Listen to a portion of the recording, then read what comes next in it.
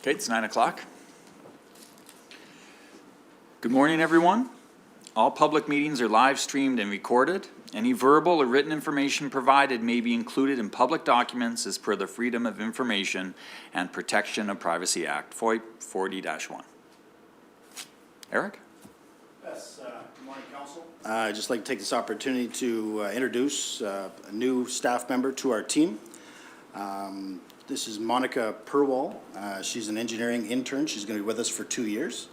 We're building on the success of our last engineering intern program. She's actually a recent graduate, but I'm going to turn it over to her to give us a brief introduction for herself. Thank you, Eric. Good morning, everyone. I'm a recent graduate. I graduated in April from the University of Regina. I've done many municipal projects within my schoolwork. I worked on a water treatment plant in White City, Saskatchewan, as well as my fourth-year capstone project was the maintenance of a 5-year development plan for arterial and collector roads in Regina. And I'm very excited to be a part of the team here. I'm very excited to have this opportunity to build on real life experience, be able to take what I learned in class and be able to see it in the outside world. So thank you for this opportunity. I look forward to building professional relationships with everyone, as well as build on experience for my profession, and as well as to learn more about while working in the future. Thank you. So are there any questions, and we'll practice putting her in the hot seat for future dates?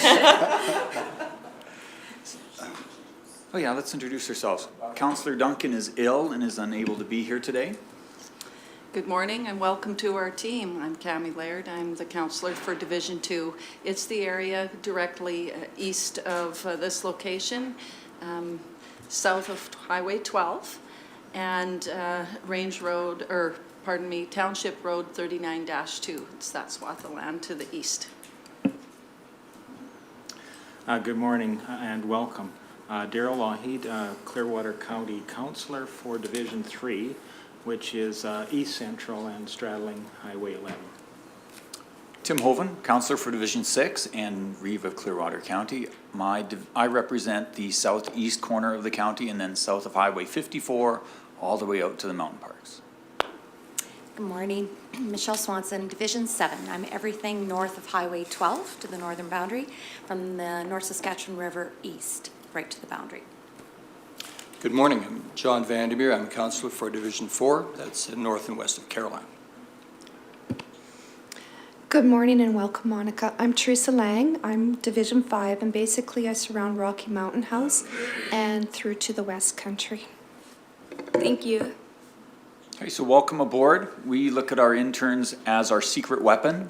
So the last intern set the bar very high, and we are looking forward to seeing you exceed that.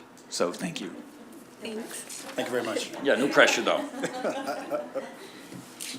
Okay, I'd like to call the meeting to order at 9:03 a.m. Adoption of the agenda. Any additions or changes to the agenda today? Seeing none, can I? I will adopt the agenda. All in favor? Motion carries. Adoption of the minutes, 3.1, the regular council meeting, 28th of January 2020. Any changes or additions to the minutes? All in favor? Motion carries. Item 3.2, the special council meeting, 30th of January 2020. Any changes required to the minutes? All in favor? Motion carries. Item 4.1. Barry McQueen, past national president and life member of KIN Canada. Please have a seat.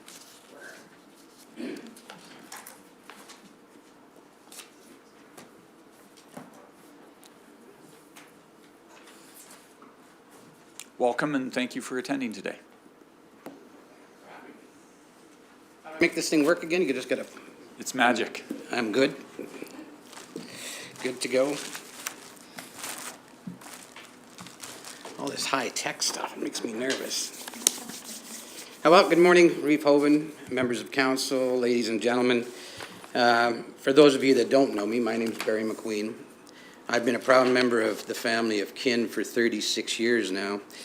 And it's my honor today to talk to you about a very exciting milestone that our organization is about to reach. February 20th of this year marks the 100th anniversary of the founding of Kinsman. Founded on February 20th, 1920 by Harold A. Rogers, affectionately known as Founder Hal, and 19 other men in the Namking Cafe in Hamilton, Ontario. The founding principle of Kinsman at that time was fellowship. Of course, they returned from the war and missed the fellowship that they had with their wartime buddies. So Hal decided that after he had been rejected from another organization, he decided to start his own. And it quickly grew and grew and grew, but they soon adopted a couple of other cornerstones, that being service work and personal development. Our members learn personal development through public speaking. They learn through political correctness. They learn from organizing events, rules of order, that sort of stuff. And they quickly grew, so now that we have clubs from coast to coast in just about every community across Canada, making them the largest all-Canadian service organization in Canada as well. Our first national service project was the Milk for Britain campaign during World War II. At that time, Founder Hal, along with all the kinsmen and kinettes, and there weren't too many of them at the time, but they raised the equivalent of $44 million in today's money and also shipped 50 million quarts of milk to the children of Britain during that campaign. In 1964, a chance meeting with a doctor and a member of Kinsman, a Kinsman member out of Ontario. The doctor just happened to be sitting on the board of the Cystic Fibrosis Foundation. And through that meeting, Kinsmen and Kinettes adopted cystic fibrosis as their national project. Since that time, over $50 million has been donated to CF research, and it remains our national focus to this day. A proud moment in kin history was at the 1989 National Kinsman Convention in Cornwall, Ontario, when it was announced by the cystic fibrosis doctors that due to the donations made by kin, they had discovered the gene that causes cystic fibrosis. This was a Canadian doctor, by the way, Lap Chi Choi. That discovery has meant that the life expectancy of a CF patient, a CF child at the time, was 4 years of age. That has now risen to well past 50 and sometimes well into their 60s and 70s. Kinsmen and Kinettes also raise money for Kin Disaster Relief Fund. Some of the beneficiaries locally, or at least in our province, have been both the Slave Lake and Fort McMurray wildfires. Kinsmen in our province made a $75,000 donation in 2002 to bring hay from the eastern provinces to Alberta during the extreme drought. I think we all remember that. And some of the other relief efforts have been the floods down south just recently. And Kinsmen and Kinettes were there in a big number. In 1995, to recognize the passing of our founder, the Hal Rogers Endowment Fund was created. That fund is where we give bursaries out to students across the country, anybody that applies that wants to further their education. To this day, over 1,100 recipients have received those $1,000 bursaries. And those are all sponsored from local kinsmen and kinettes that pay the money into it. Other donors are also asked to contribute, but it's mostly kinsmen and kinettes that give to that. To this day, kinsmen and kinettes have raised over $1 billion for the communities that they serve, and we're only in Canada, just so you get the big picture. Locally, kinsmen and kinettes have been active in our community since 1942. Since that time, our clubs have touched the lives of so many in our community, and our community is broad. It takes in the whole county of Clearwater, and the nearest kinsman club to us, I think, would be Red Deer, Lacombe, Pinoca, Rimbey. Those are closer ones, but we certainly look after a big area. We've also raised countless funds for things such as the arena, pools and parks and ball diamonds and basketball courts and safe rooms and youth halls, and provided our kids with hot meals in our schools.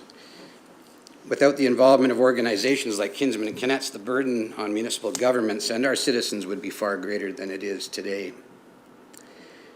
Personally, my wife and I were married at a National Kinsman Convention, the one in Cornwall to be exact. At that time, with founder Hal as our witness, we vowed to work together in the family of kin. Later, both of us were honored to serve as our respective associations' national presidents. That opportunity allowed us to travel from coast to coast many times on behalf of Kinsmen and Kinets. And I can tell you from a personal standpoint, the work that these people do would amaze you, and especially in places where you wouldn't expect it, in some of the most hard-hit parts of Newfoundland and hard-hit parts of Eastern Canada, where they raise more money than just about anywhere else in the country, and it just boggles the mind. So that brings me to why I'm here today. I know that Clearwater County doesn't make it a practice of signing proclamations, but we are asking that in recognition of the work that Kin Canada does on behalf of the communities that we serve, that Clearwater County proclaim Thursday the 20th of February 2020 as Kin Canada Day, and the week of February 16th through the 22nd of 2020 as Kin Canada Week. Also, I'm going to leave you with a specially designed flag that recognizes Kin Canada on the 100 years of serving our community's greatest need. These flags are going to be flying communities from coast to coast during this special time, and we ask Clearwater County to consider doing the same. So in closing, on behalf of all of our local kinsmen, Kinets, K40s, past and present, thank you for the opportunity to speak with you today. We're excited about this big anniversary, and we hope that you'll get behind us on this very special milestone. Thank you. If there's no questions, I'll just leave it at that. Are there any questions?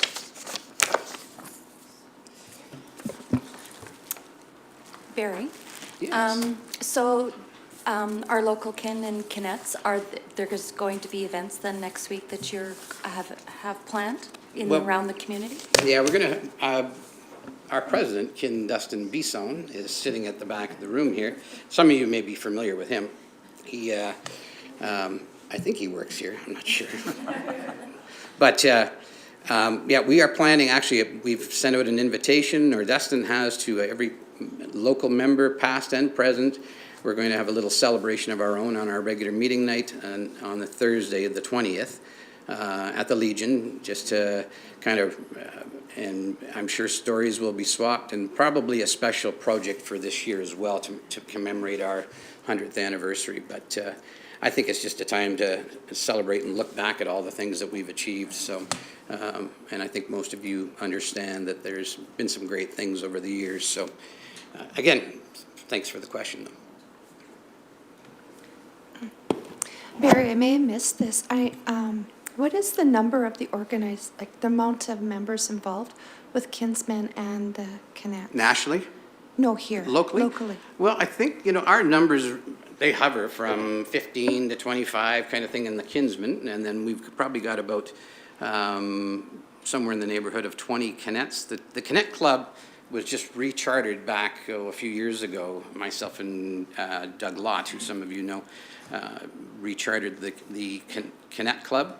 The Kinsman Club had taken a bit of a hiatus too about 15 years ago, and we got that going again. So we're seeing quite the resurgence in town here, which is really good. And then of course our K40 Club. They're the older guys that have just moved on, and they still meet just for fellowship purposes once a month. And there's, I don't know the number of them because they pass on so quickly, but anyways, no, there's a very active group in town here that in our area, and they from all walks of life, and for the most part it's a pretty young organization. I see another kin member sitting at the back of the room as well,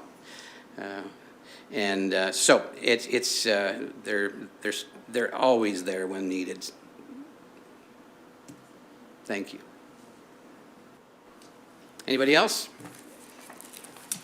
So we have a staff recommendation that council provides Rocky Mountain House Kin Clubs, the Kinsmen and Kinettes, with a certificate of recognition in appreciation of community service and in celebration of Kin Canada's 100th anniversary on February 20th, 2020. Is there someone who would like to make that motion? I'll make that motion. Councillor Van, any further discussion on that? See none, I'll ask the question. All in favor? Motion carries. Thank you very much for your time. We have the certificate right here. I'm going to sign it. And there's DJ.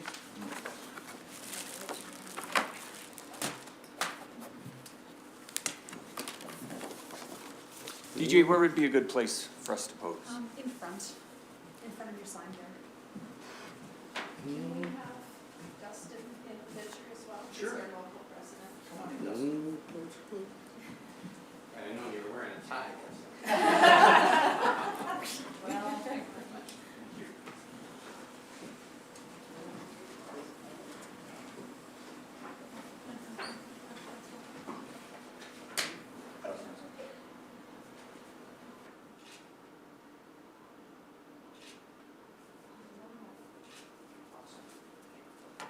Good. Thank you. Thanks again. Thank you very much.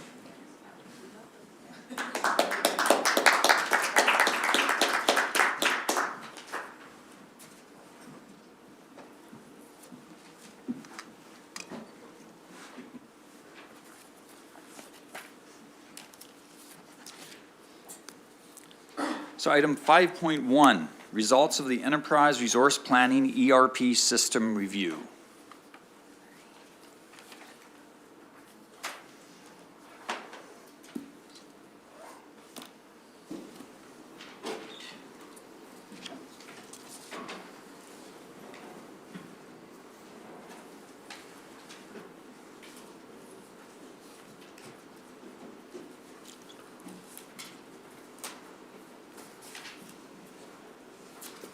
Thank you, Reeve. Good morning, Council. I'd like to introduce to you Jessica Suchak. Jessica is a chartered accountant with Metrics Group.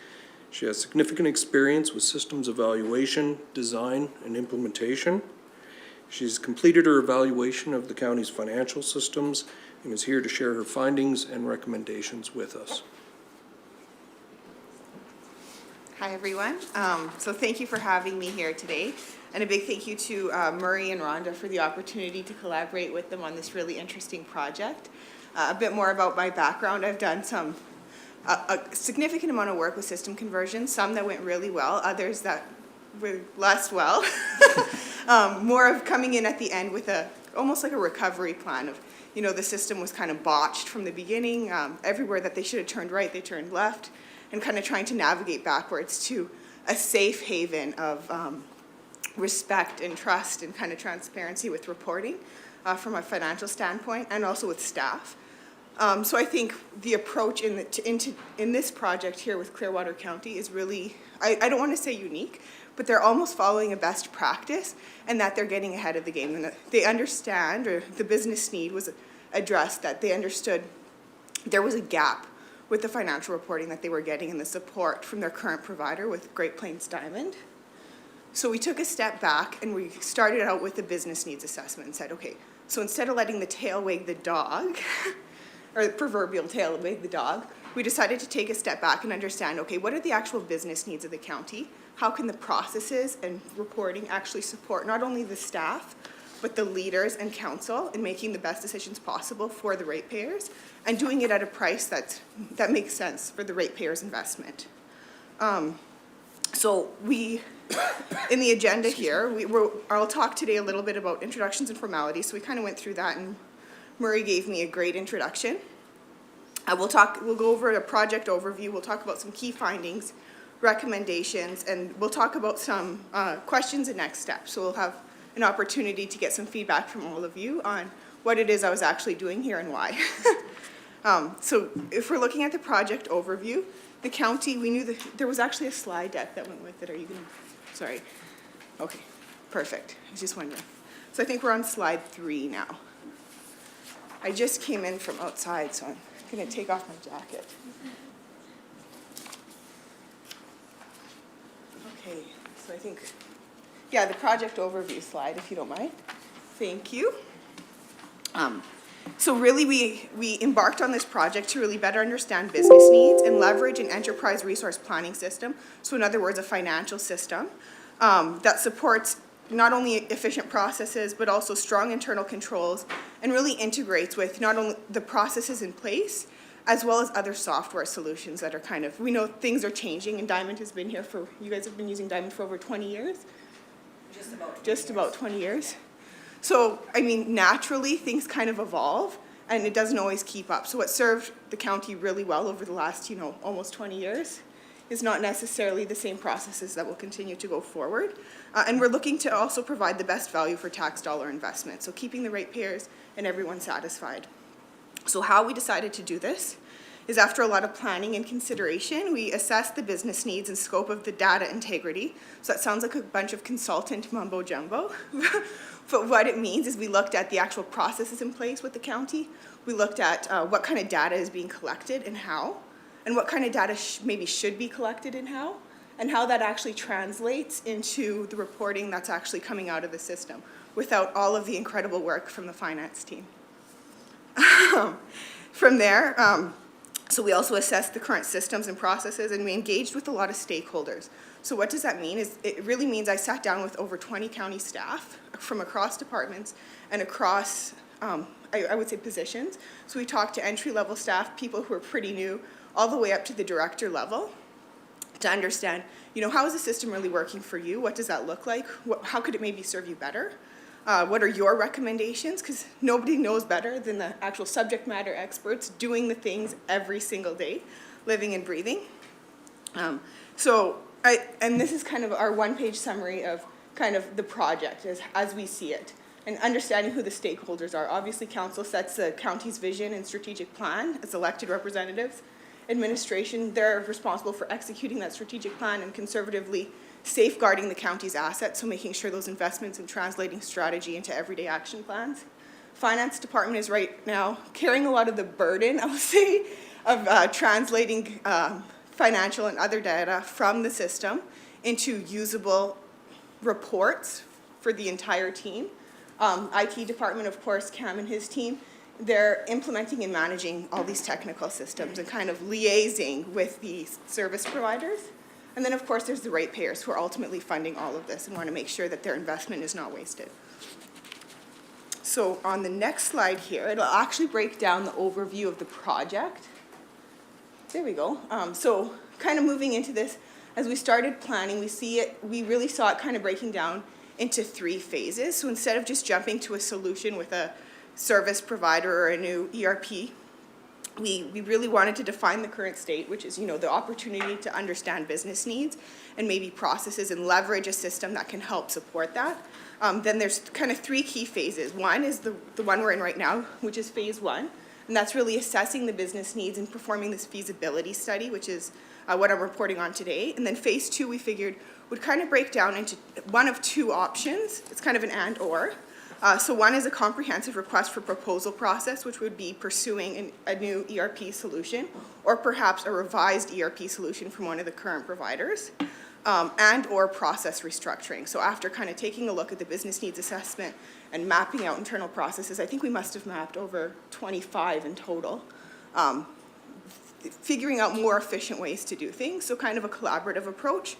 And then phase 3 really looks at, after an RFP process or a process restructuring, what vendor system selection might look like, what the restructuring, like actually executing that, might look like, as well as data validation, training, implementation, and go live. So even if you're just changing processes, there is a training component. There's a change management component, which is one of the hats I wear. It's just getting people ready for the new environment. So when the process changes, it doesn't just change overnight. People actually have to change the way they're doing their work. And that's a big impact to them. So if we want it to stick, that's kind of the best practice approach. And there we go. So future state, so that's going to take us to our desired future state. So if we're looking at a perfect world for Clearwater County, we see that as having efficient processes, strong internal controls, and effective integration. And continued monitoring. So we would continue to understand and look at, are our processes still working for us? It doesn't just end with the end of this project. Murray and Rhonda are committed to kind of continuing to make things easier, better, and faster, I guess I'll say. Yeah, so moving on to the next slide here. So this drills down a little deeper into phase 1. And I've used this kind of illustration of a funnel where we're looking at all of the inputs. So all of the things we considered in this project and we reviewed collaboratively were the strategic direction of the county, the existing data being collected, assessment of what data maybe should be collected but isn't. We looked at functionality and integration. So how is the system actually working with other collaborative systems that are in use and other processes. We looked at, the existing processes versus maybe best practices. So something that Murray didn't touch on yet, but I know you guys are familiar with Metrics Group. They're the auditors as well, but we work with over 80 municipal clients. So part of that was kind of diving deep into our archives and understanding, how other municipalities work, similar size, larger, smaller, and kind of picking out the pieces that we felt would best suit Clearwater County. We looked at existing reporting versus best practice reporting.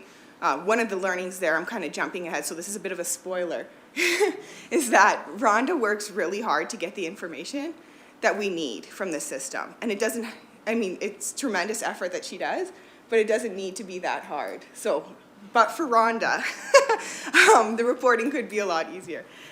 So it's a good thing to have her. And we also did a lot of stakeholder engagement. So it's talking to about, like I mentioned, about 20 staff from various departments at various levels throughout the organization to really understand how things are all working together. So through there, we had informed research and discussion. We looked at, GFOA, we looked at industry best practices, we looked at best practices in terms of system conversions. Then we did an assessment of business needs, so in the department specific as well as organizationally with staff.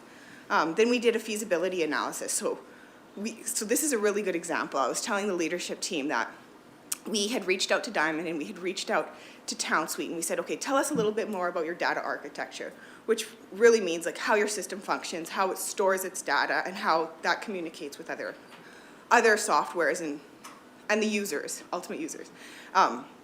So in requesting that information, TownSuite got back to us right away. And Diamond, we have yet to really receive clarity on an answer.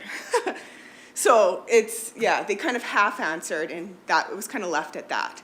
So that was kind of our experience there. We also did stakeholder collaboration on the final report and recommendations. So what that means is I worked closely with Rhonda and Murray and Cam, and then again we brought it to the leadership team, we got their feedback and endorsement, and that's kind of what led us here today, which will, again, kind of bringing us closer to our vision and ultimate recommendations. Perfect. So moving on. Oh, perfect, good timing. So in our key findings, we had really 7 key findings. And the first one I want to point out, that's foundational. So I intentionally picked kind of the door there, the bottom one, strength of staff. Universally, every single person I spoke to mentioned the strength of the staff here as one of the strengths of the county. So I think that speaks a tremendous volume to the team here in terms of peer recognition, recognizing, their team leaders and recognizing the support that they have. And I think that's a really great thing to celebrate, and it is unique because I don't think many of my clients have universally come back with that response. So I think that's very nice. I guess the flip side of that is, while it's an undoubted strength, it also represents a risk. So what happens if a tenured employee leaves and they have all of that knowledge and it's not really being effectively transferred into the system or any other way that can be effectively, kind of extracted or shared or passed down? I think we had used Rick as a really good example of a long-standing employee. So when we were chatting, but so it's a definite strength of the county, but also represents an equal risk with turnover. So I like to say, what if we all win the lottery and we're not here? So that's kind of a positive spin on it. Next, the second finding was about relating to the chart of accounts or general ledger codes.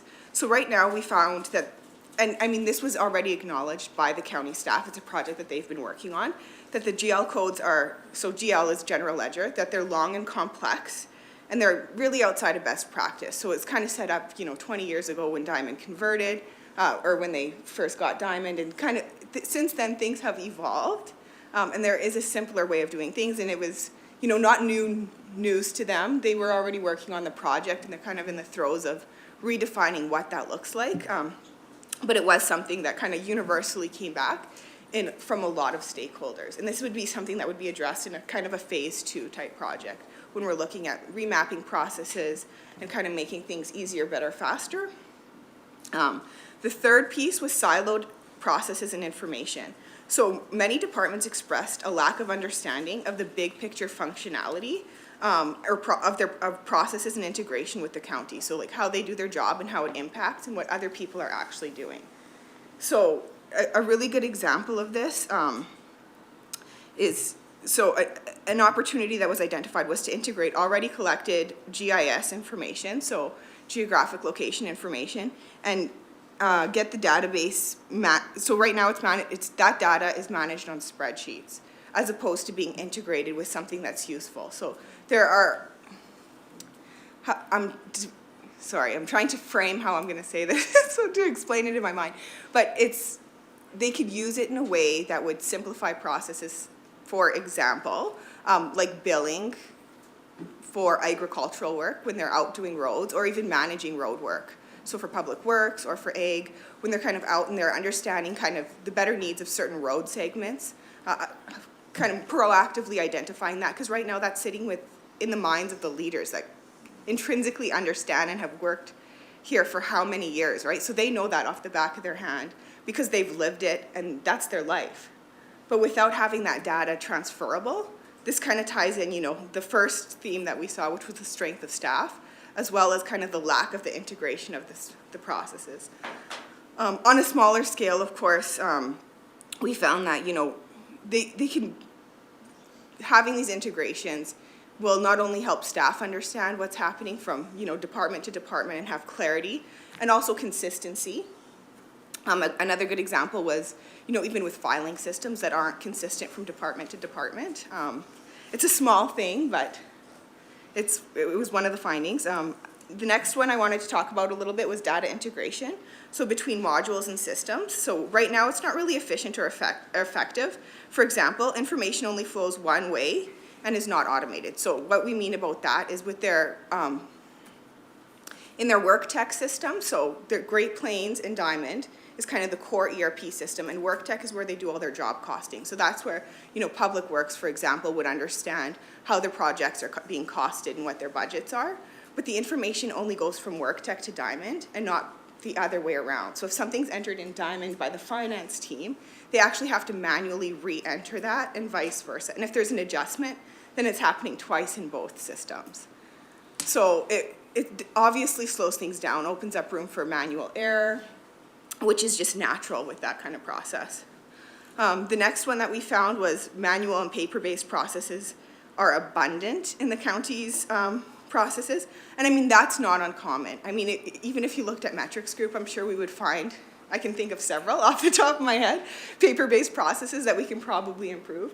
So that's not an uncommon finding, but it is one that, can probably be improved over time as, and that would be another phase 2 initiative, is kind of looking at what makes sense, because not everything needs to be electronic. That doesn't make sense either. And it's not always the most efficient, and it actually might be more burdensome. So that's not the goal, to make everything electronic, but rather to kind of make things make sense when we need to.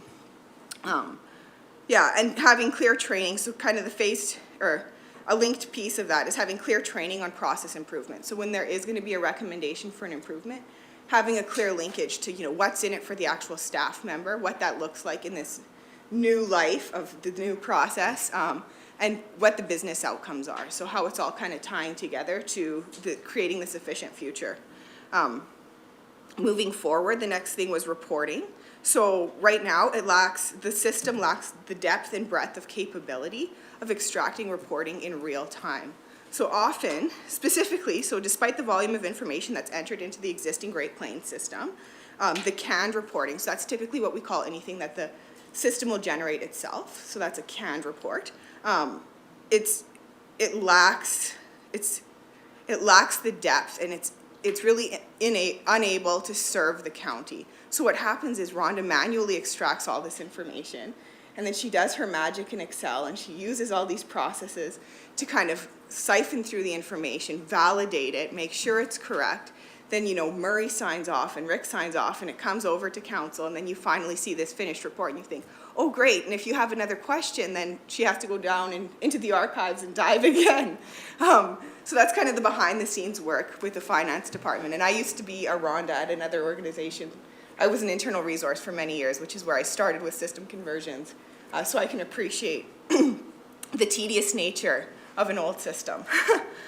So it's resulted in a number of manual workarounds, essentially the reporting and off-system management. And another really good example is the budgeting process right now. And I know that's something that the county has on their horizon, is looking at a new budgeting software.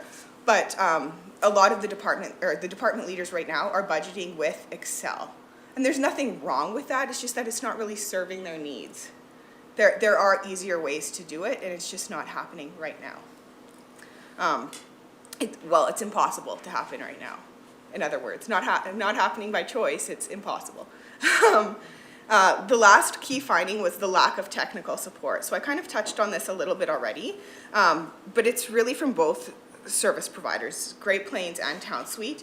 It's quite underwhelming, it lacks accountability, and we're finding it's quite costly and frequently results in delays. So internally, the county doesn't have a dedicated resource to resolving issues, which often results in bottlenecked service and information requests with the manager of financial services. So if there's an issue, it typically kind of flows through Rhonda or Cam or both, and it kind of, they submit the request, or sometimes a user directly contacts Diamond or GP, Great Plains or Town Suite, and it creates an issue because sometimes multiple requests are kind of submitted, and it's difficult to understand the priority of the request. Sometimes it's the same request more than once, and so then we're not identifying themes in the requests. So it might actually be the same underlying issue that's kind of, the symptoms are being resolved every time. Plus we found that it does take quite a while to get resolved. Another really good example was, I think you guys were sharing with payroll a while back with it. How long did it take? Sorry, Ron, I'm gonna put you on the spot here. With Town Suite? Yeah. Yeah, like 6 months. Yes, a long time to get an issue resolved, So obviously that's unacceptable. And I mean, we're still waiting for clarity on the diamond information we requested in the fall. So this takes us to our recommendations. So after doing this comprehensive review and collaborating with the team here, it became really clear that the service being provided by both Great Plains and Town Suite as it stands, and the software as it stands, is not serving the county. So job costing and payroll solutions are not really effective, efficient, or scalable with the current operations. So existing functionality, the setup and processes and performance of both Town Suite and Diamond are not effective or efficient. And their business continuity, specifically for Diamond and Great Plains, that have had a tremendous amount of change. So they've been bought out a few times, they've changed modules and they're unsupported, just creates a bit of a administrative nightmare, I'll say, but it's a significant concern. Service levels and the frequency of change for example, with the unsupported integrations, are concerning to the entire industry. So I was sharing that so when I was doing my research with our client group, and I was calling them and asking them, what provider do you use? About 80% of them use Diamond, but everyone I spoke to was not very happy about it. So if that gives you some kind of qualitative feedback or anecdotal feedback, several of my clients, even larger cities, are looking for a different solution in the short term.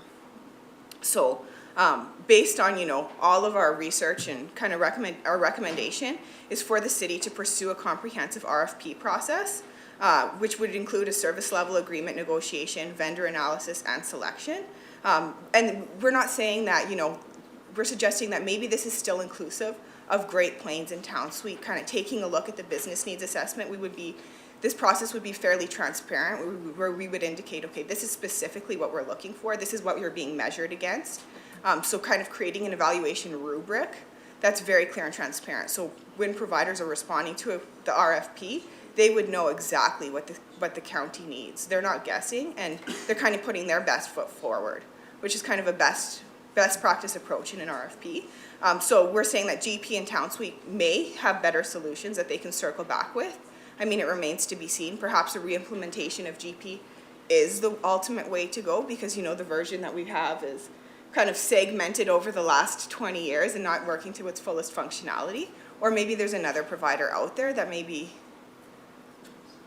suitable, to be determined. So that's our first recommendation. Moving ahead, kind of looking forward to phase 2 and 3. Phase 2 is, we're saying the RFP process should include consideration of a human resources information system, or HRIS, as well as phase 3, which would be, you know, ultimately when we are thinking about training and going live and kind of wrapping this all up, the dedication of one internal resource per department to actually champion, I have that in quotations, but to really lead and champion the project and change deliverables. So they would become the subject matter expert within their department, and they would be the go-to. So they would maybe develop a cross-functional team where they can resolve a lot of issues collaboratively, which is a really good best practice for this type of approach. We would roll out the new chart of accounts, which is the general ledger project that's already in progress. We would have comprehensive process improvement, so that's kind of going through integrating the changes from phase 2, where we're actually mapping, you know, what's happening now versus, you know, what a best practice would be and what makes sense. So not everything electronic, but where it does make sense.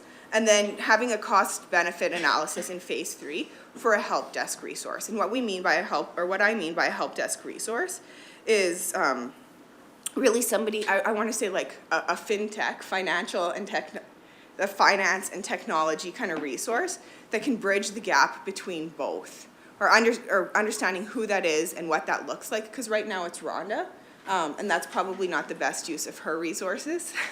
But having somebody who can speak, you know, county speak to an IT nerd, colloquially. So our recommendation, again, is to pursue the comprehensive RFP process, service level agreement negotiation, which would hold a vendor accountable to meeting those needs, and being clear about, you know, a 6-month delay is not acceptable. And also having a vendor analysis and selection against, you know, a predetermined rubric, which we would collaboratively develop. And now I think we're open to questions if anybody has any.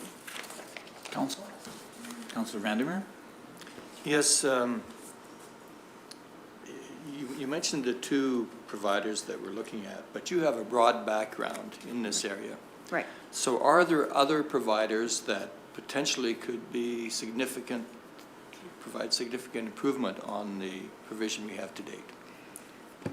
That's a good question. Like I said, 80% of our clients are using Great Plains right now. There is about 10% using, sorry, I have it written down here somewhere, Bellamy, which is, I feel like, known for being expensive. And about 10% using other services. So that would be inclusive of Town Suite and other kind of lesser known. So that's kind of what I see in the industry right now. That's not to say others aren't available for municipal specific work. So a lot of my experience does come from outside of municipalities in terms of system conversions. I was in the credit union system for a while, and I worked with a system conversion that did not go well in the property management industry. Councillor Laird? 2 questions. Without a doubt, staff are the most key resource we have. There's no doubt, excuse me, that council understands that. With regard to trying to consolidate and obtain and capture the knowledge from staff, what processes do you envision being used to get that captured and into the system? That's my first question. Okay, first, that's toughy. Thank you. So my response to the first question is, I feel it's almost an insurmountable task to try to extract everything now. So it's going to have to be incremental. There's no way to go back. I don't think the value would be there in going back and trying to capture it all, but on a go-forward basis to create really solid processes that capture the information from now on. And occasionally, you know, things will come up where maybe Rhonda or Murray or Rick will think, this is probably something good that should have been documented from a few years ago. And then I think it'll organically start to build a really rich knowledge within the system. I don't think going back all the way would make sense. I agree.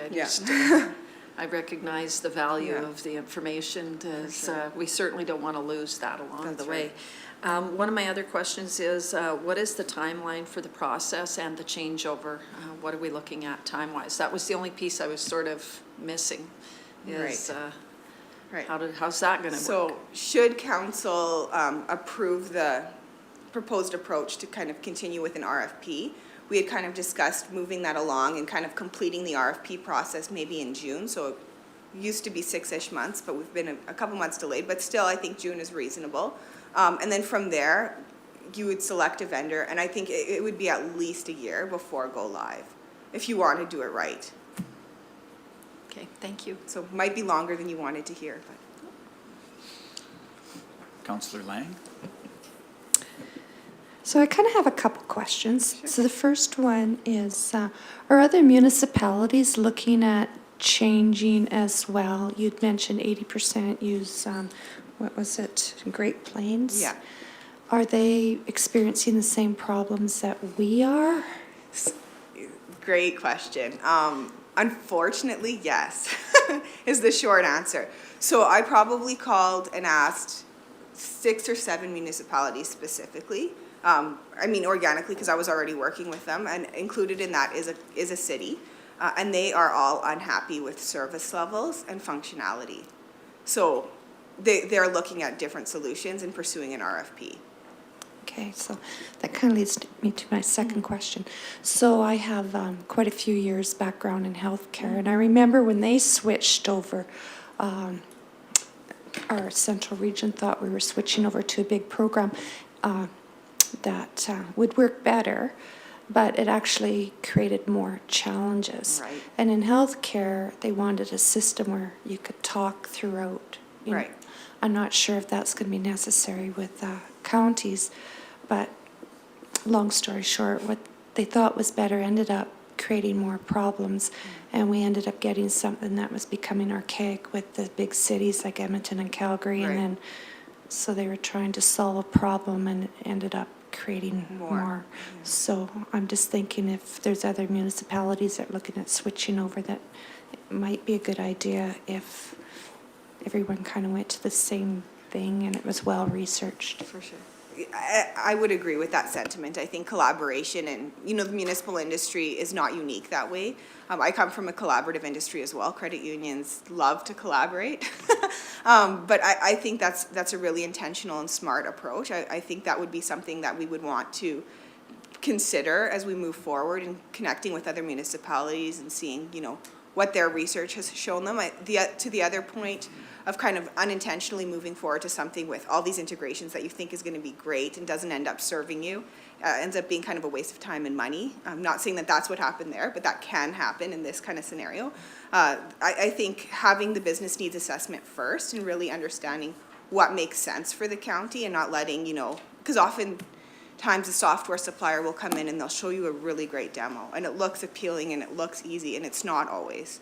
It's going to depend on what makes sense for the county and its people and its residents and what's actually going to add value. So I think by having the time invested in taking that step with this phase 1 of this project, I think that'll really make a difference. Mr. Hagan. Thank you, Ruth. I completely agree with Councillor Lang's observation and comments. Having 12 years experience in healthcare, I am very familiar with the system conversion she's referring to, and all too familiar with the challenges and problems that were encountered along the way. Subsequent to that system, another system changeover occurred before my time ended with healthcare, and we did form a consortium with 6 other health regions and looked at a common product.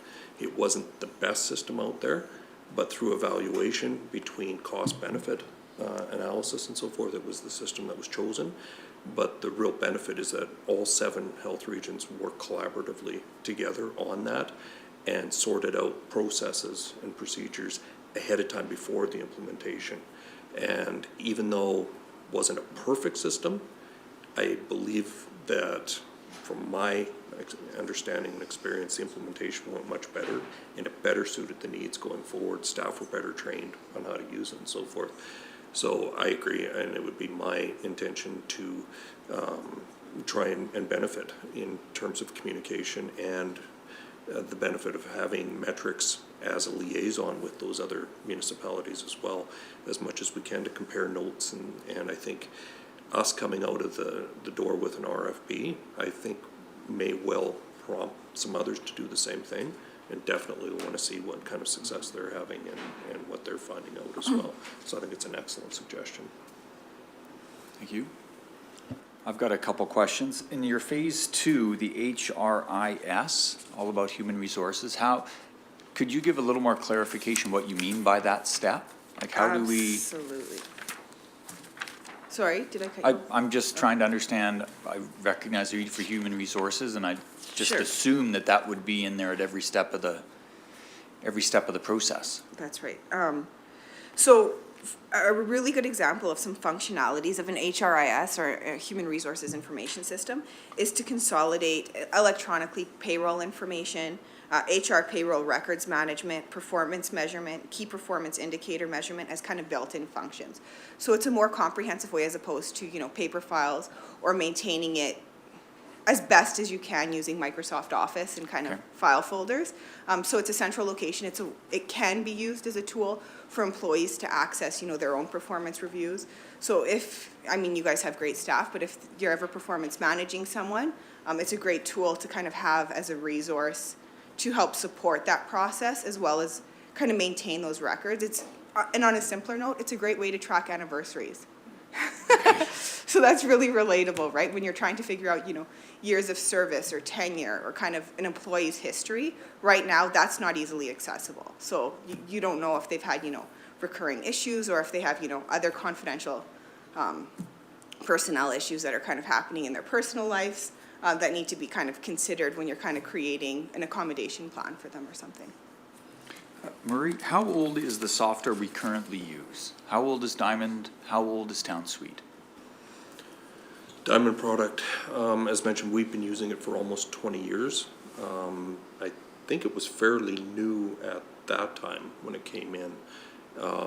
My understanding was that it was a local software developer that basically piggybacked a property tax system on top of a general ledger system, that general ledger system being Great Plains. That's why you hear these terms interchangeably between Great Plains, which is a Microsoft product, and Diamond really bolted on that functionality of property tax and then utilities and so forth to make it sort of customized for a municipal operation. I think when I started in 2010 with Clearwater County, wasn't long after there had been a sale of that company and product to another company, and I think there's been 2, 3 or more subsequent sales through the time. And now with the current large software company that owns it, my observation is that it's become one product amongst many, and it doesn't get the dedication and attention that it deserves. The customer service is not there. They're more than happy to collect our licensing fees annually and support fees and so forth, but in terms of paying attention to our needs and addressing our risk concerns, it's absent. So that's kind of the progression that I've seen in my time here, and based on what Rhonda's filled me in on before my time as well. Okay. And my final question is, so are both of the software products we currently use American or Canadian? And is there some legality with using American software, or do we have to stay with Canadian software? Maybe I'll start and then I'll let Jessica supplement as well. I believe that the company that owns Diamond Great Plains at this point is American. They do have Canadian offices that we deal with.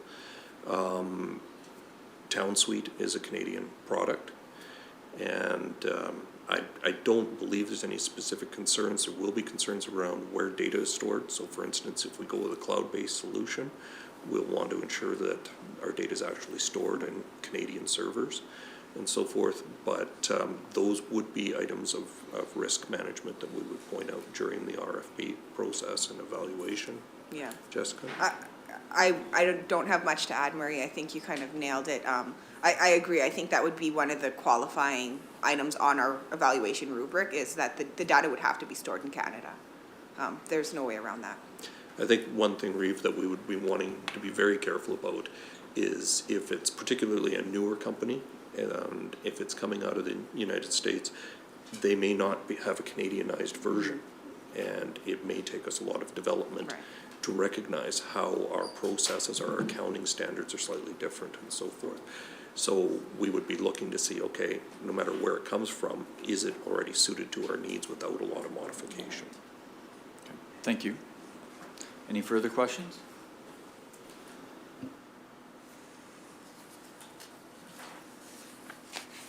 Okay, if we could look at the staff recommendation, that the council receives this report as presented for information, and that we direct admin to proceed to issue an RFP with respect to replacing its ERP system.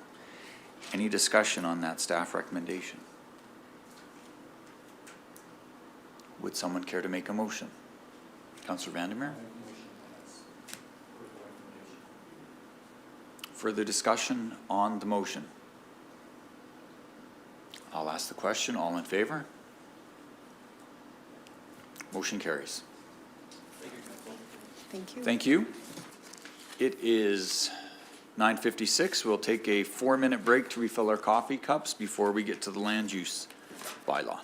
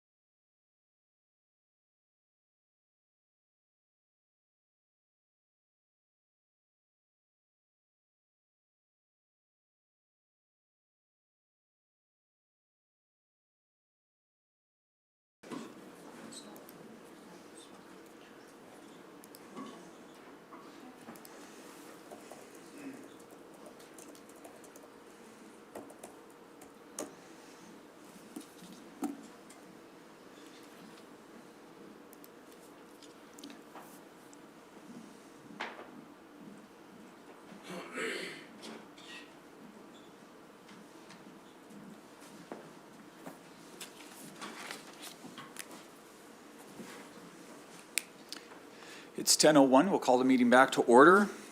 Item 6.1, first reading of Bylaw 1083/20, Clearwater County Land Use Bylaw. Keith? Or Kim? Oh, thanks, Mike. Good morning. Jose and I are going to share the presentation of this item today. We've both worked a lot on updating this document, and I'd also like to note that the rest of the planning staff has also been highly involved in adding their input and review of these small changes, and that's where we kind of got this draft from.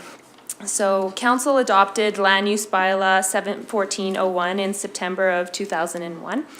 And in 2011, following a major review and changes to Clearwater County's municipal development plan, changes were also made to the county land use bylaw to make both documents consistent. Several changes and additions have been made as necessary over the years with land use bylaw amendments and such. Since the changes were made in 2011, planning staff has made notes within their working documents where they have found information unclear, missing definitions, and other grammatical and spelling errors within the document. Staff has now put a draft document together to present to council to address some of these issues reported over the years.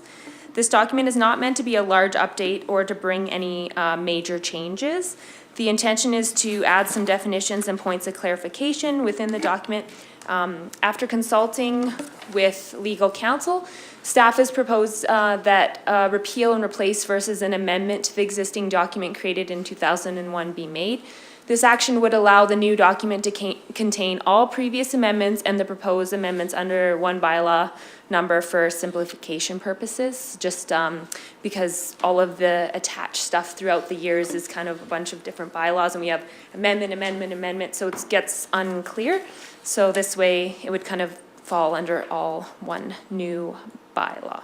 And hopefully you've all had a chance to kind of maybe review some of those changes, but Jose is just going to go over a summary of what those changes are. Thank you, Kim. Good morning, Council. Yes, as Kim mentioned, we're proposing minor changes, and these changes include the following. One, in 2017, the provincial government amended the Municipal Government Act in order to clarify and streamline some sections. As a result, amendments to the land use bylaw are being made to reflect a few of those MGA changes, such as advertising requirements and decision-making timelines. Two, new definitions are being introduced, as Kim was mentioning before, for some land uses such as business parks, childcare facilities, equestrian centers, and highway maintenance yards. In addition, some definitions are being moved from the land use districts to the definition section 1.7. Three, a definition for sea containers is being added. In addition, a new section to regulate the placement of sea containers is being introduced. Sea containers to a maximum of 3 are also being listed as a discretionary use in the agriculture district, intense agriculture district, industrial district, and the light industrial district. 4, Section 3.510H is being expanded to ensure that appropriate access from a municipal road is being provided for new developments. 5, Section 6.13.4 is being expanded to clarify that holiday trailers or recreation vehicles can only be parked on residential properties where a principal dwelling already exists. It should be noted that no changes are being proposed to Section 6.13, objects prohibited or restricted yards. 6, Section 7.9 is being amended to complement new Innovation, Science, and Economic Development Canada regulations, as well as the new county telecommunication policy. 7, the term secondary road is no longer used by the province. As a result, the figures included in Section 10.3 are being amended. 8, some land uses are being amended to reflect the new definitions. Also, the order or sequence of the districts is being changed to allow for a better reading flow. 9, spelling and grammatical changes are also being proposed. 10, planning staff is currently working with GIS staff in the updating of all land use maps. Attached to the report, we included a list of the maps that are being changed or added. So then staff is recommending that council consider granting first reading to the bylaw and proceed to a public hearing. Thank you, Mr. Chair. Any questions? Deputy Reeve Swanson? Yes, I kind of went through and lots of red, and that's good. I like that. So anyways, my question comes on the land use districts. Okay. I know we have talked about it in the past about creating something under a gravel resource. Is that going to be more in the NDP, or is that going to be in this? Or can we category a gravel project, a large gravel project? I mean, I know we have the discretionary use under for smaller ones, but your comments on that?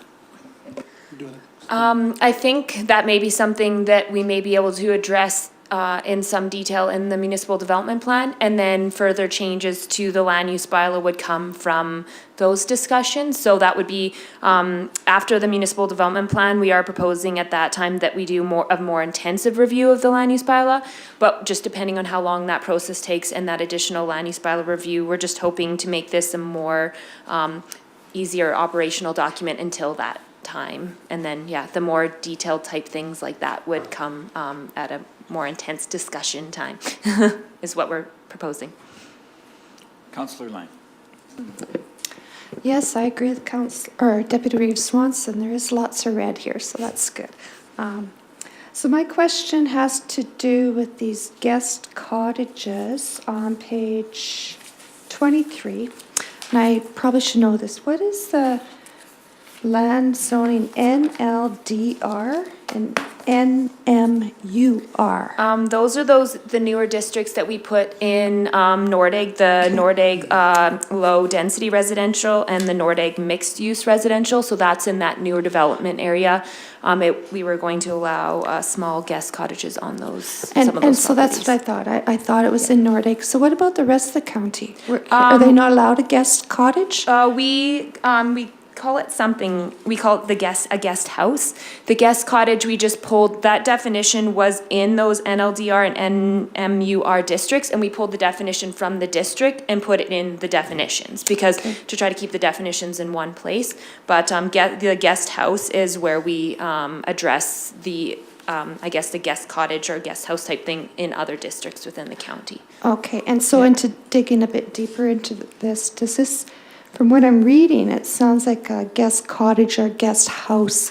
They're not allowed to have a kitchen or any cooking facilities, is that correct? Yeah, it's basically meant for like when you have family come over, like they can have an independent place to sleep, but we don't want it being like a suite where somebody would live, essentially. Because if you have kitchen facilities, somebody could stay there long term and like essentially rent it, right? So it's just meant for guests that come to visit you for the weekend or for a week, and they're using your house for kitchen and facilities and such, and that's just a separate space for them to have independent sleeping space or extra sleeping space. Is there allowed to be a washroom in these buildings? That would be allowed, yeah. We just have restrictions on the kitchen facilities because that would make it more of a livable space, I suppose. Okay, thank you. I have a general question. Last night at the CTA meeting, there's a question really and some confusion about the relationship between the MDP and the land use bylaw. So could one of the staff please explain and give a little education piece on the relationship between those two documents? Maybe I can start, Mr. Chair. Yes, an MDP is a high-level policy document that establishes mainly the vision for a county or municipality. It's basically formed by policies and desires. Whereas the land use bylaw is a more hands-on document that regulates land uses like setbacks, buildings, uses that are allowed in there, like the size of parcels. And then we have, like the whole county is broken up into districts, and then we put regulations for those specific districts to regulate, basically, or to govern the county's land uses. I don't know if you want to add anything else. Yeah, I think Jose pretty much covered it. The MDP is just our, just some general guidelines for what we want to see during subdivision and development stages, and some things that we might be looking for when people are making new proposals or concerns we might have in regards to environment and things like that. And then the land use bylaw is more, the operational document gives us more details where it allows us to put restrictions in place on our development permits and things like that. Maybe I should add also that the MDP informs the land use bylaw. So that's why we didn't open up the whole document at this point, because we're in the process of rewriting the MDP. Okay. So once we finish that and complete that, then we can open up the whole document.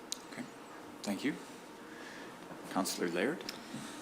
Yes, on page 80 of 234, I believe, it's with regard to the CCAN, and under number 1, B as in Bravo, it says not be used as a standalone dwelling unit. I'm curious why we're not allowing for people to develop living accommodations out of these. I was fortunate enough to be with Councillor Lang and visit actual business park, and it had dwelling units built completely out of CCAN containers. So I'm curious to see what your thought process is on that. Yes, if I could answer the question or try to answer it.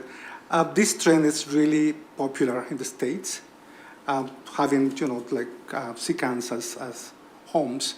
But I believe that, and that's the reason why we didn't include it in here, it's really cost prohibitive for a farmer, let's say, or for somebody like in an industrial area to bring it up to code. It's really hard to convert them unless basically the cost will be the same as having a single dwelling in there, or a tiny home, or a park model.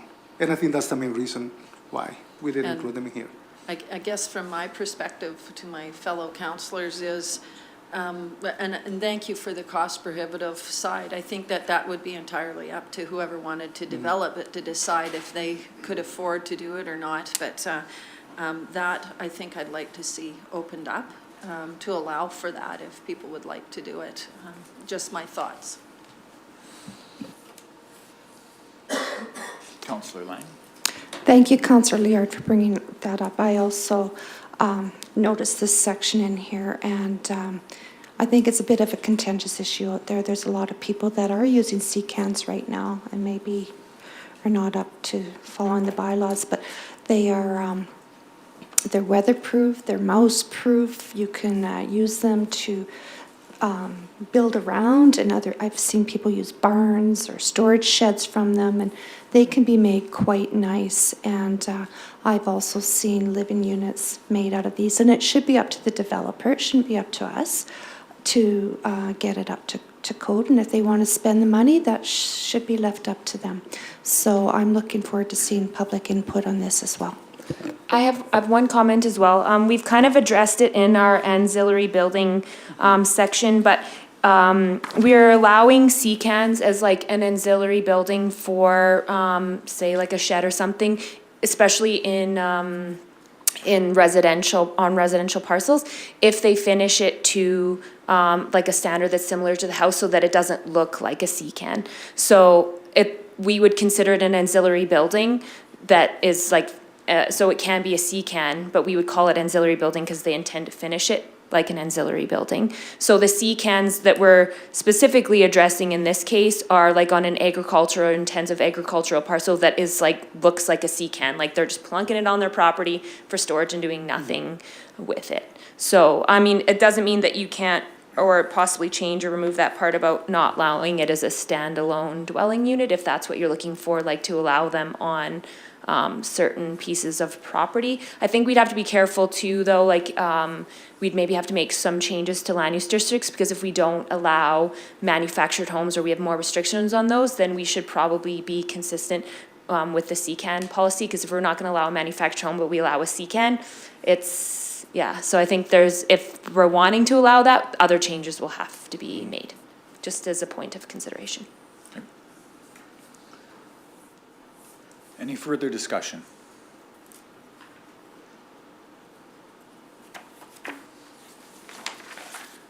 So the staff recommendation is that we consider granting first reading of bylaw 108320, and then we proceed to a public hearing. Councillor Laird, any further discussion? I'll call the question. All in favor? Motion carries. Thank you. Thank you. Sorry, I just want to make one note. Jose mentioned the maps, but Cheryl's working on that. So like we have maps that show every bit of the county and different land use districts and stuff. So Cheryl's working on getting those all updated so that it can be combined with this update as well, because they're quite a few years old. So just for clarification, I didn't add it to this document, but there's like hundreds of pages. So I figured you'd be okay with that. Yeah, exactly. Thank you. Thank you.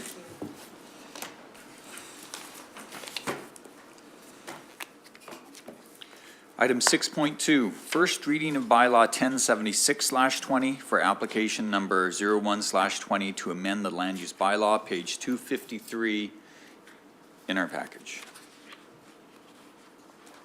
Thank you, Mr. Chair.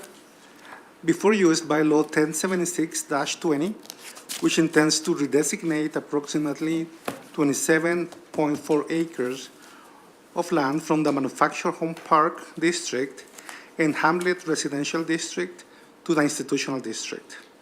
The applicant is Eric Hansen, Director of Public Works and Infrastructure on behalf of Clearwater County. The subject land is located to the east of Highway 761 along Railway Avenue within the hamlet of Leslieville. The county's ultimate intention is to construct a public building to house the Leslieville Public Services Facility. If the land use bylaw amendment application is successful, the county then will submit a development permit application to the planning department for review and potential approval. Legal and physical access to the proposal is by way of Railway Avenue, adjacent to the north property boundary. The land is currently vacant but contains a pipeline held by Prairie Storm Energy Corporation. This pipeline does not contain sour gas. Surrounding land uses are institutional, hamlet residential, and agriculture. The application has been evaluated against policies and regulations from the Municipal Development Plan and Land Use Bylaw. Staff is recommending that Council grants first reading to the bylaw and proceeds to a public hearing after circulation. Thank you, Mr. Chair. Any questions?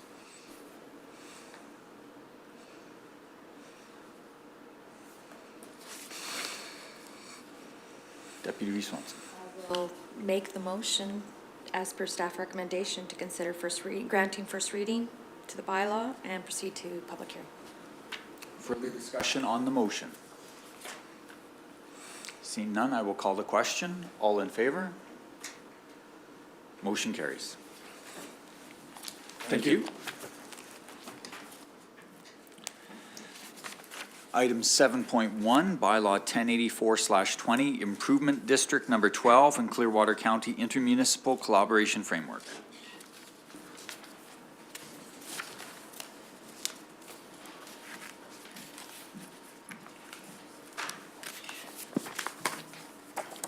Christine? Good morning, members of council and Reeve. Before council is another of the Intermunicipal Collaboration Framework documents for your consideration. A little different than the previous ones, I'll just bring to council's attention that there'd be no creation of a committee with this one, that they would refer any kind of changes to the ICF for discussion between the CAOs, so that there's discussion at that level because they don't have a council. It's the Assistant Deputy Minister that would sign off on this. So the ICF is very similar to the other templates that we've seen going forward. That's the only real difference with this one. And they also have already signed off, Gary Sandberg, Assistant Deputy Minister, has already signed off on this one as well. So again, if there's any changes, we can certainly make that happen for council. But if you have any questions, I'll just leave it at that. Does council have any questions? Is there a motion for first reading? I would so move. Councillor Lougheed. Any discussion on first reading? I will I will ask the question. All in favor? Motion carries. First reading passed. Is there a motion for second reading? Councillor Vandermeer, any discussion on second reading? I will ask the question. All in favor? Motion carries. We need permission for third reading. Deputy Reeve Swanson, discussion on permission for third reading? I will ask the question. All in favor? Motion carries. And a mover for third reading. Councillor Lang, discussion on third reading? I will ask the question. All in favor? Motion carries. Item 7.2, Bylaw 1087/20, Yellowhead County, Clearwater County Intermunicipal Collaboration Framework. And we're getting closer to the end of our list of 13 that we have to do intermunicipal collaboration frameworks for. This one is with Yellowhead County to the north. Again, very similar in terms of ICF template. This one's closer to the one we used with Brazeau County, if council recalls, back a little bit earlier in the year. And this one does include the ICC, or Intermunicipal Collaboration Committee, which will do appointments at the upcoming October organizational meeting. Other than that, it mentions a few of our mutual agreements. In Yellowhead County, we have mutual aid for fire, as well as an MOU related to the Sasquatch program. So again, for council's consideration or discussion. Any questions for administration? Seeing none, do we have a councillor who would care to make the motion for first reading? Councillor Laird. Any discussion on first reading? I will ask the question. All in favor? First reading passes. A mover for second reading. Councillor Vandermeer. Any further discussion on second reading? I will ask the question. All in favor? Motion carries. A motion for permission to proceed to third reading. Councillor Lang. Any further discussion on the motion? I will ask the question. All in favor? Motion carries. And a mover for third reading. I would so move. Councillor Lougheed. Discussion on third reading. Seeing none, I will ask the question. All in favor? Motion carries. Third reading is passed. Thank you. So item 8.1, the 2020 Alberta Community Partnership Grant.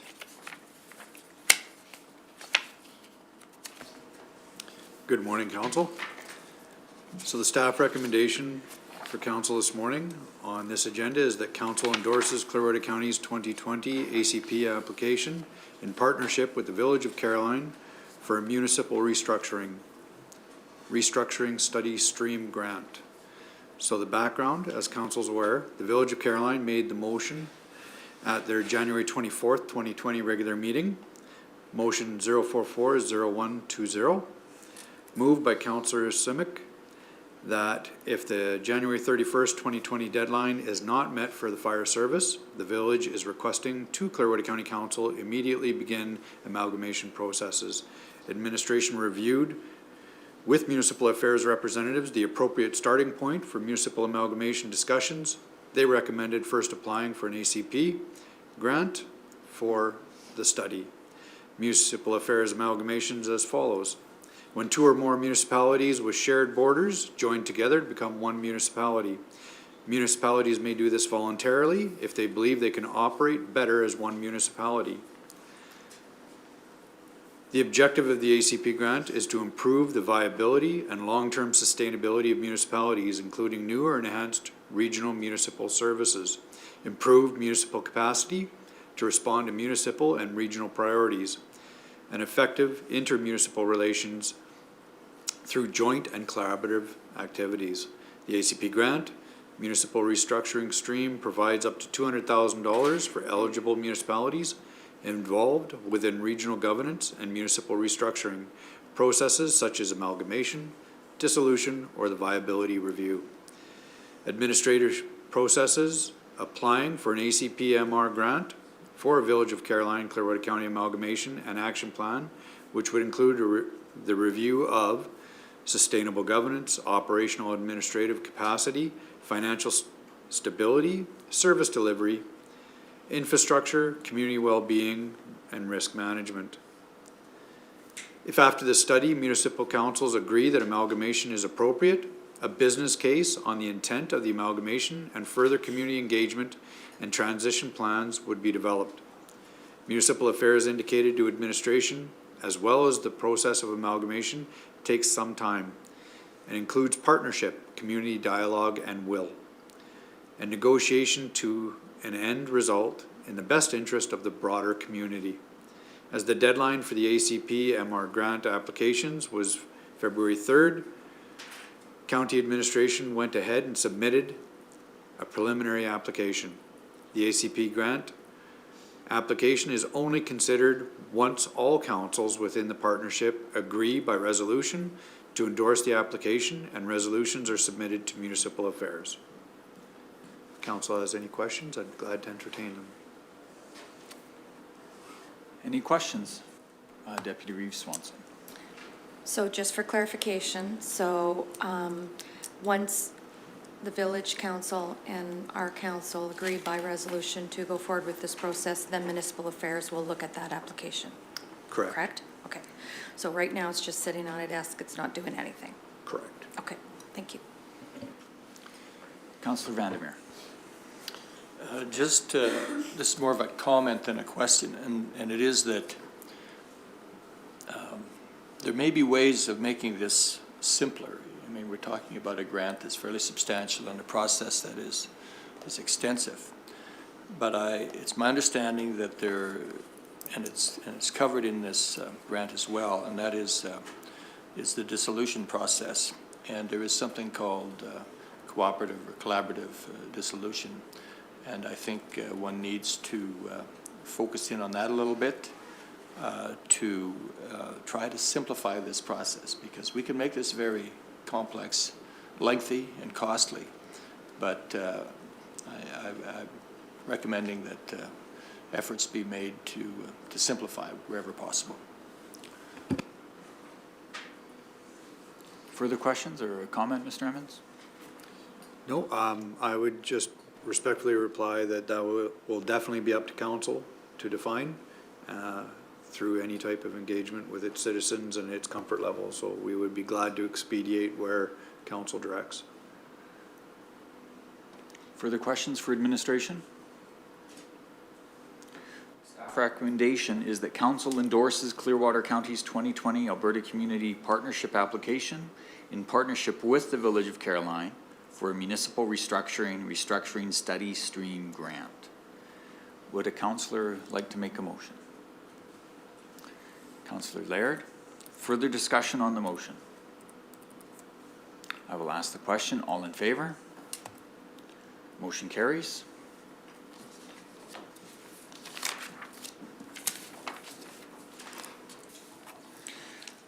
Item 9.1, the CAO report. Thank you, Reeve Hoven. So item number 1, the Government of Alberta has opened consultations with the Local Authorities Election Act. The consultation focuses on the following aspects of the Act: the length of the campaign period, nomination process, campaign finances, third-party advertising, recall of municipally elected officials. Input may be submitted through the completion of an online survey, which is open until March 4th. To access the survey, the link is provided for council. Item number 2. Medicine River Crime Watch Society and Clearwater Community Crime Watch Association will co-host a Crime Watch meeting on February 27th at 7 p.m. at the Eckville Community Centre. Guest speaker is the Crown Prosecutor from the City of Red Deer. The Alberta Crime Prevention Conference takes place in Edmonton on May 6th and 7th. Pre-conference workshops are scheduled on the 4th and 5th of May. Workshops are designed for delivery and delivered by experts and practitioners in the field of crime prevention and community safety. Item number 4, the Clearwater Regional Family and Community Support Services, FCSS, is planning a circle gathering at the McQueen Friendship Center on Tuesday, March 3rd at 10 a.m. to discuss implementation of a workshop, conference, and youth summer camp. The proposed events will focus on learning new skills for good mental health, increasing awareness, and knowledge of protocol regarding Indigenous peoples, empowering youth with tools to cope with trauma and addiction. FCSS invites representatives from the town of Rocky Mountain House, Clearwater County, the village of Caroline, Sunchild, and Bighorn Stoney Nations to join the circle with representatives from elders from Ochese Nation, Victim Services, FCSS, Legacy Youth, and Asokowin Friendship Center. Item number 5, Clearwater Regional FCSS and Rocky Learning Center have partnered together to offer a poverty simulation workshop in Rocky Mountain House on March 25th, 9 a.m. to 12:30 p.m. at the Lousopit Community Center.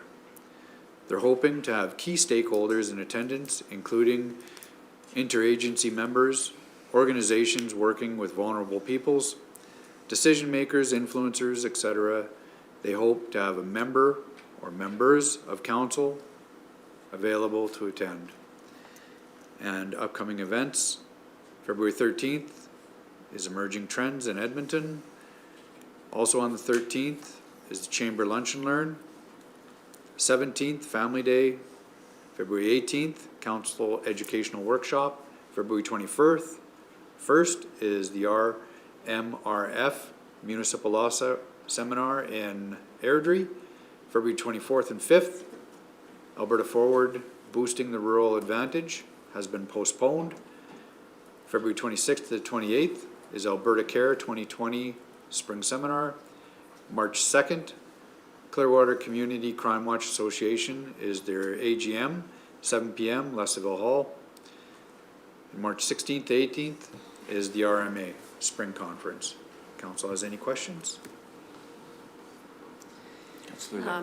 Yes, on point number 1, with the government opening up opportunities for consultation and their survey process with regard to the Local Authorities Election Act, we do note that in the last election there was a number of issues, and I would like to see at the very least this be accompanied with a letter from our council outlining some of the concerns and issues that we had. And I'd like to see that included as part of the process. I think it would be well-timed. I'd like to see those kind of changes addressed in the Act, and I'd like to see us put something forward in the form of a letter as well as the survey. Any further discussion on the Local Authorities Election Act? I did the survey yesterday. It took maybe 10 minutes to do.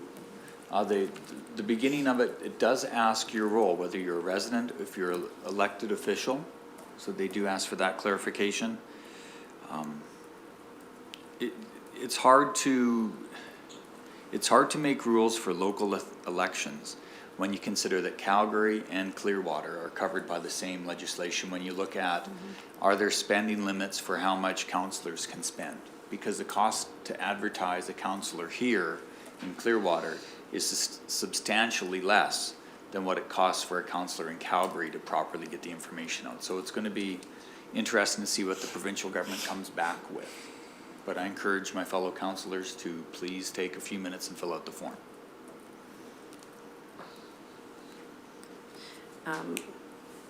Yeah, so I guess I look beyond that survey for us as a council to come together and formulate a letter with regard to some of our findings that we had. Moving on to the February 13th Chamber Lunch and Learn. I understand that Reeve-Hoven, you'll be speaking at that, and Yes. I'd like to make a motion that we would allow any councillor that wanted to attend, that we would have that as a motion today as well.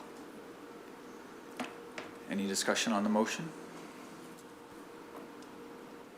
I will ask the question. All in favor? There is approximately 1 hour of time at the Chamber Lunch and Learn for the speech and questions and answers. So because of the lengthier time that we have, I would just like to invite any councillors present to join on the stage for the question and answer. So we're not just answering, so I'm just not answering for the county because we are a team. And I would like to invite all my fellow councillors to share the stage for that as well.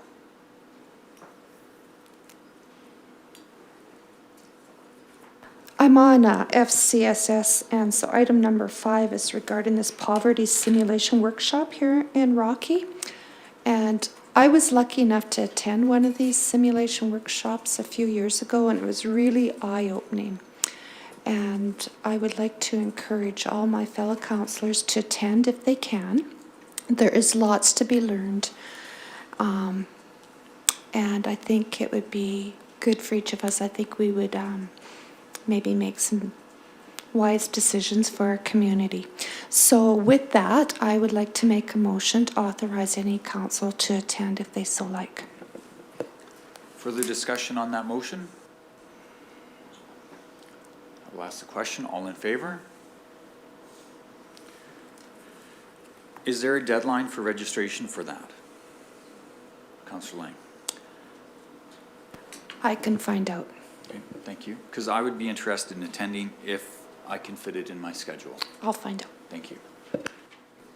So if anyone else is interested, we'll get Tracy to connect with FCSS and register councillors. I would just note that that appears to be a mediation day also, so there's a little bit of problem there. Okay, thank you. Do you have, or Mr. Emmons, do you have information on when the Alberta Forward Forum is postponed to? Because after I read your report, I went online and they haven't updated the website saying it's postponed yet. So. Yeah, no one's contacted us with an alternative day yet, Reeve Hoven. Maybe with council's permission, if I could ask in response to Councillor Laird's request, if council supports that, if a motion could be made for administration to draft a letter for council. Any further discussion? Okay. Further discussion on that? That's for the Local Authorities Election Act letter. All in favor? Motion carries. Any further questions on the CAO report?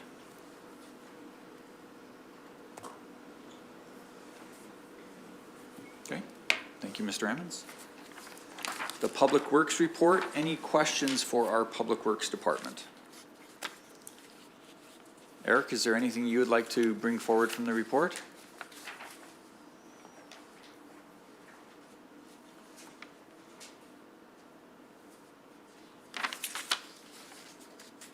Any questions? Okay, thank you. Councillor Reports?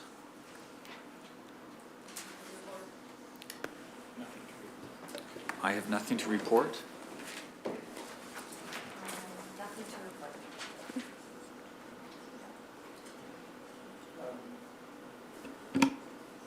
I would just mention that on February the 3rd,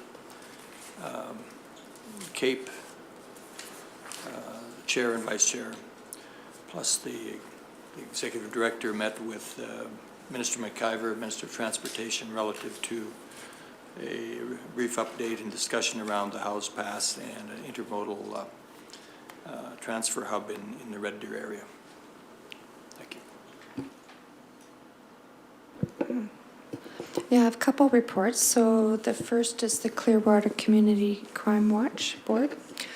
So we have a new staff sergeant, Carl Dingsdale, and he attended his first Crime Watch meeting there last Thursday, or Tuesday. And we are still waiting for an SRO to arrive, school resource officer. The holdup is she's waiting to sell her home, and she will be coming from Breton. There's been lots of calls coming in with suspicious vehicles, and the RCMP are encouraging people to phone in. lots of drug-related charges. It was interesting that Staff Sergeant Dingsdale mentioned that he feels that they're chronically understaffed and that the administrative work is complex and demanding. And what he sees as a solution is office staff, because so much of the RCMP's time is taken up doing paperwork and it takes away from their time on road. And so the more they're seen out in the community, it helps enable to prevent crime.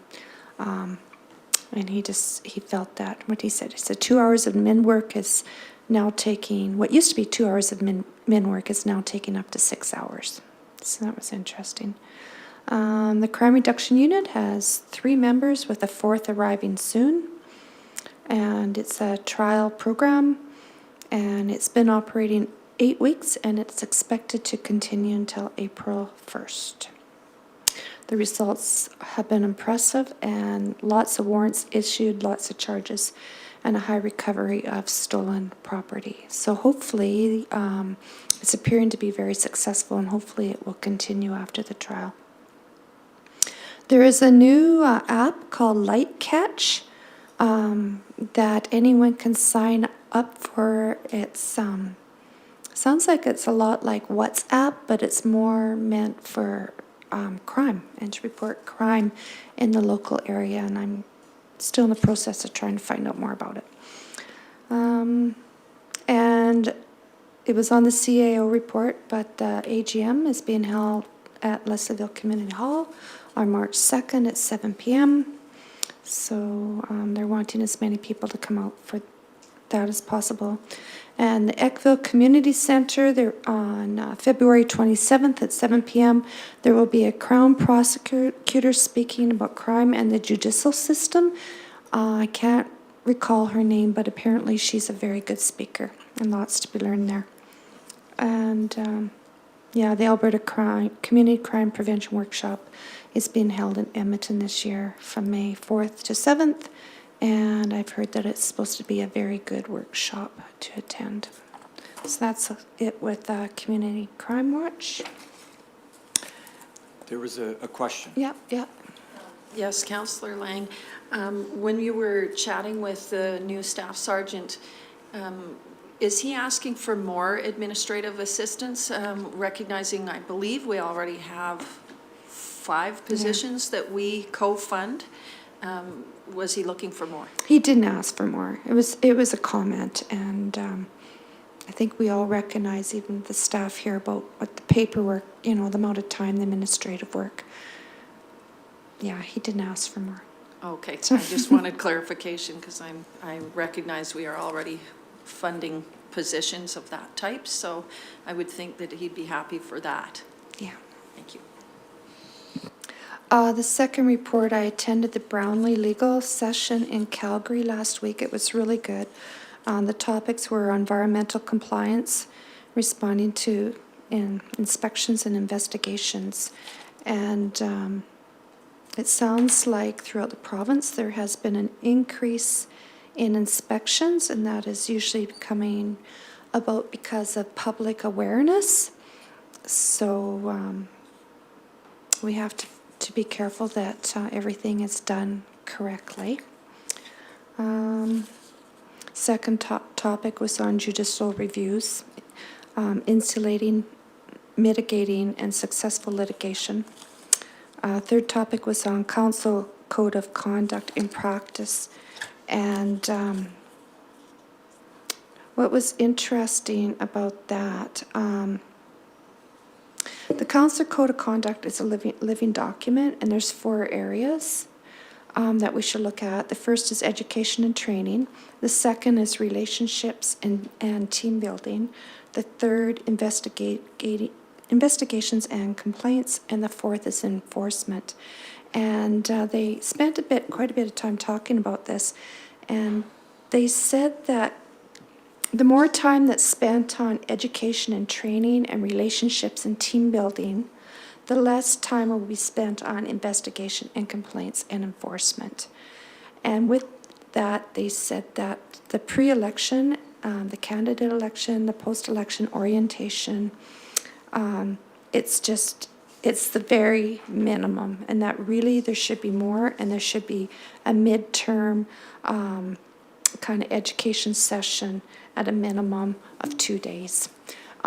He said when we first get in, it's kind of like drinking water through a fire hose, because we get in October, and next thing a month later, we're making decisions on a multi-million-dollar budget. And it's information overload. So we have talked about team building. They stress the importance of doing it midterm. So we haven't done that, so that's why I'm bringing that up. The next session I went to was about harassment and liability for employers, and it is, I made a few notes. That it's getting more and more difficult after an employee has been hired for 6 months.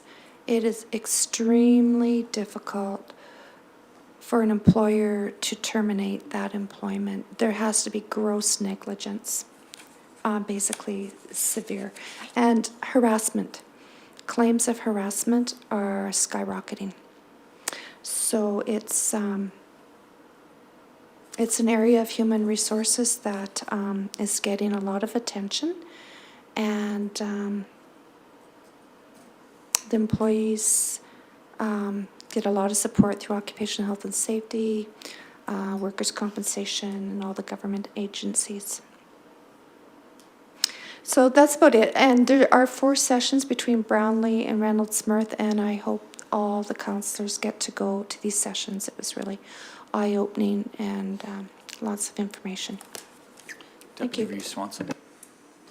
Thank you, Teresa. I just have 2 comments, and we kind of missed that, and that is that the Crime Watch, the Community Crime Watch Association AGM, the guest speakers will be MPs Blaine Calkins and Gerald Soroka will be the guest speakers that evening. So it's nice to have our federal representation on that, talking about the rural crime and what's going forward.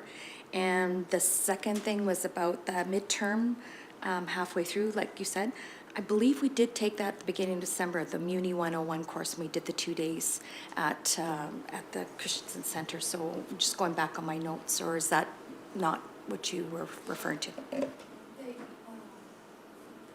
It was more for our council and our administration, so we could ask those really hard, candid questions. Specifically to the code of conduct? Not specifically, like it's sort of refresher, but yeah, it was all around the code of conduct. But yeah, and also with the code of conduct, and I have to review it.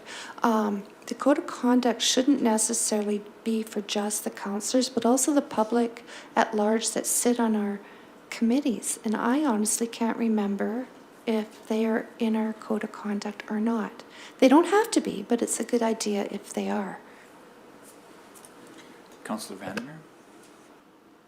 Oh, I thought your light was on. Councillor Laird? Okay, so can I have a motion to accept all the reports? Deputy Reeve Swanson? All in favor? Motion carries. It is 10:50. We will have a 10-minute break, and we will return at 11 o'clock to enter our closed session.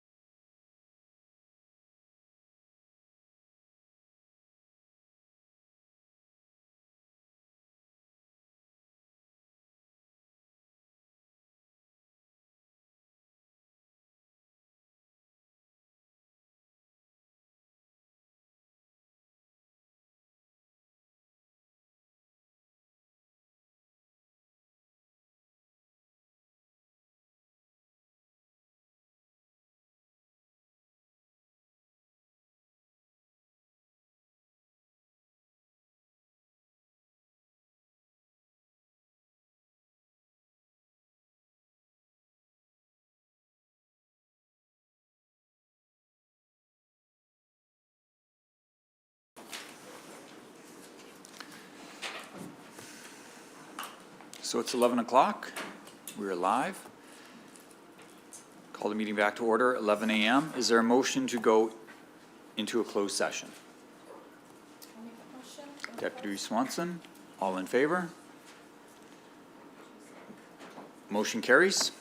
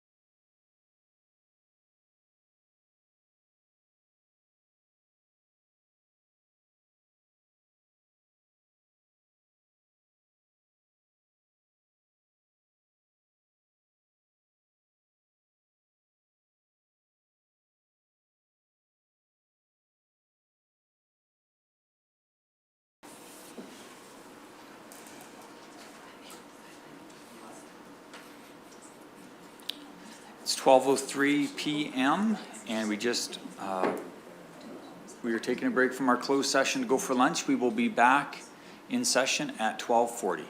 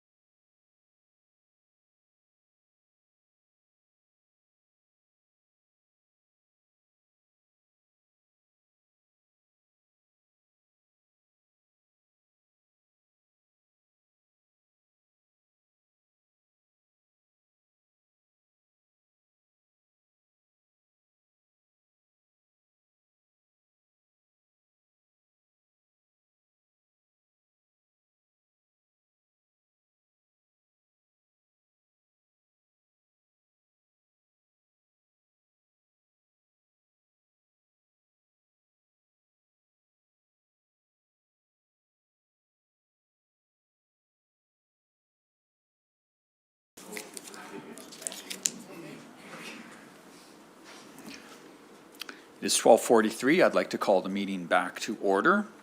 Is there a motion for us to go to a closed session? All in favor? Motion carried.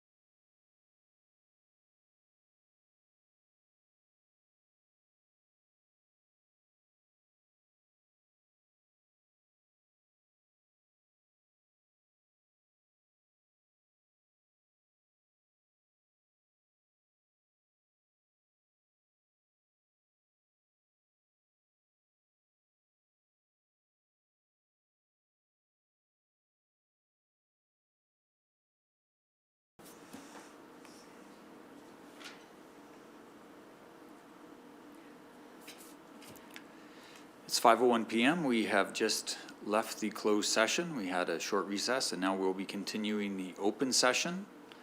Item 10.1, draft correspondence, advice from officials. Can I have someone make a motion, please? Okay. Just 1 second, the microphone is off. Try again. That council authorizes Reeve Hoven to sign a letter to the Town of Rocky Mountain House Mayor requesting that the town consider finalizing and adopting the draft Rocky Mountain House Clearwater County Intermunicipal Collaboration Framework, also known as ICF, prior to the March 31st, 2020 ICF legislated deadline. Any discussion on that item? Councillor Lang?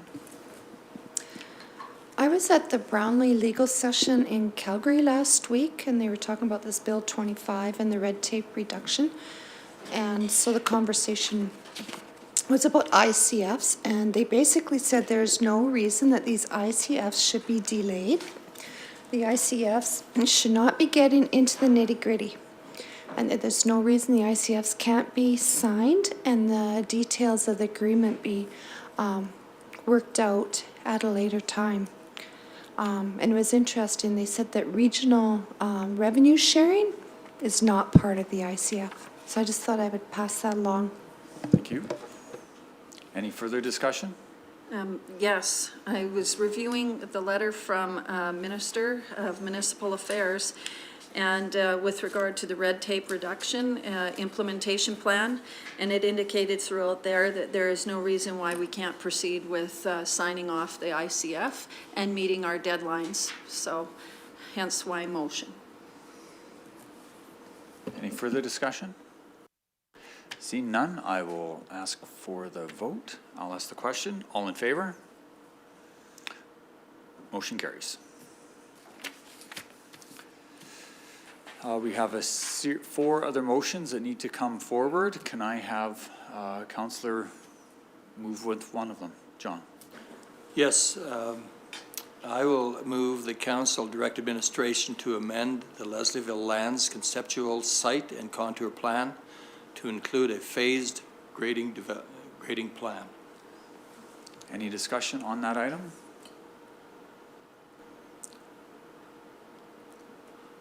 I'll ask the question. All in favor? Motion carries. The second motion? Deputy Reeve Swanson. The council directs administration to proceed with a tender for the Leslieville lands site grading for phase 1, the Leslieville Public Services Building, and for phase 2, the fire training. Any discussion on that item? From my understanding, the phase 2 of this allows us then to have the conversations in the community, which will be a subsequent motion. But that then allows us to break the 2 programs apart, or the 2 tenders apart, so that we're not just moving ahead with the whole thing. So I guess that allows us to have that flexibility. So I support this motion. Councillor Lang? Oh, sorry. Okay, I'll ask the question. All in favor? Motion carries. The third motion? Councillor Lougheed? Yes, I would make the motion that council directs administration to set a date for public open house to provide the community with an update on the Leslieville project and gather input regarding the Leslieville Public Services Building and Leslieville Lands conceptual plan, and to advertise the open house in local newspapers, Facebook, and the county website. Open house meeting to be held in the coming weeks and prior to council's regular meeting on March the 10th, 2020. Any discussion on that motion? Yeah, there's a lot of buzz out in the community, and a lot of questions the public is asking. And based on mine and the rest of the council's attendance at the Taxpayers Association last night. I think it will be well received that we're going out into the public. They made it very clear that they would like to be a bit more involved, so I think this is an appropriate motion. Councillor Vandermeer? Oh, your light's on. The discussion? I will ask the question. All in favor? Motion carries. And the final motion? Councillor Lang? The motion to read that council authorizes administration to enter in land negotiations. Further discussion on that item? I will ask the question. All in favor? Motion carries. Excellent. Thank you, everyone. A motion for adjournment. So moved. Councillor Vandermeer, all in favor? Meeting adjourned.